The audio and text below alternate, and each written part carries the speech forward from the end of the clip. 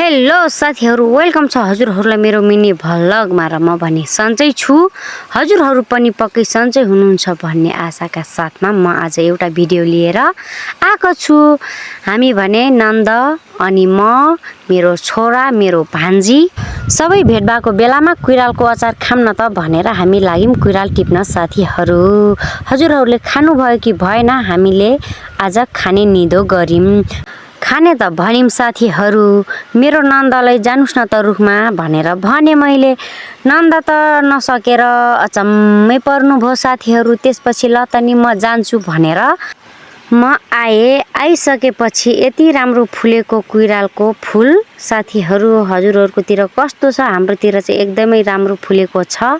मलाई त त्यति साह्रो मन त पर्दैन, त्यही पनि नन्दहरुले खानुहुन्छ भनेर मैले यसरी टिप्न थाले। कुइरालको अचार टप्प टप्प टप्प टिपे। कति रहर लाग्नु हो, रहर लाग्ने त थियो साथीहरु, तर धेरै नै गाह्रो के अप्ठ्यारो हाँगा भएर अड्डी नै गाह्रो भएर मेरो अनुहार यसरी बिग्रियो कि जस्तै हुन्छ नि बच्चामा हामीले सानो गाग्री बोक्न सिक्दाखेरि लर्केर कुच्याको हो, त्यस्तै भयो कि साथीहरु मेरो अनुहार।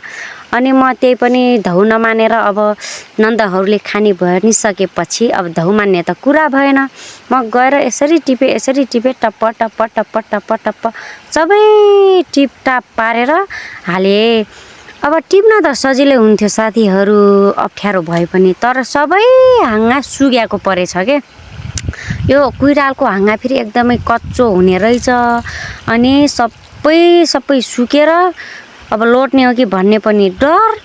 ठुलो संकटमा परे म साथीहरु। अब सक्दैन भनम भने पनि, अब उस्तै सक्छु भनम भने पनि डरले हैरान। सबै टिपिसकेर म धौका रुखबाट झरेर अब लाग्यौं हामी घर गएर चटपटे बनाएर खाइम साथीहरु, किनभने धेरै नै गाह्रो भएको थियो।